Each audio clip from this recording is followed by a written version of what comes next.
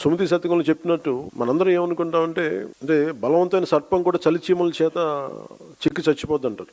మనందరం ఏమనుకుంటాం, మనకు స్థాయి లేదులే, మనందరం చిన్న మనుషులే పెద్దలు అనుకుంటాం, ప్రతి ఒక్కరు ఈజీగా మాట్లాడేయచ్చు అనుకుంటా. కానీ ఇలాంటి ప్రతి వ్యక్తి ఈ మధ్య మీరు చూస్తా ఉన్నారు కాక్రోచెస్ అనే ఇది కూడా నాకు సుమతి శతకం గుర్తొచ్చింది. అంటే చాలా చిన్నగా కనిపించే క్రిమి కీటకాలు కూడా, చిన్న చీమలు కూడా ఒక బలవంతమైన సర్పాన్ని చంపేస్తాయి అన్నట్టుగా చిన్న చిన్న ఆలోచనలు ఇండివిజువల్ వ్యక్తులు వీళ్ళందరూ కూర్చొని మనకి సరైన దేశం తాలూకు గాఢతని కానీ తీవ్రతని కానీ దీని తాలూకు లోతును అర్థం చేసుకోకపోతే చాలా డివిజివ్నెస్ యాటిట్యూడ్తో మాట్లాడి దేశం తాలూకు సమగ్రతని బలి చేసేయడానికి ఎప్పుడు శక్తులు సిద్ధంగా ఉంటాయి. అలాంటి అలాంటి ఆలోచన ప్రవాహంలో మనం చిక్కుకోకూడదు అన్న భావన తెలియజెప్పడానికి ఈ ఢిల్లీని వేదికగా పెట్టాం.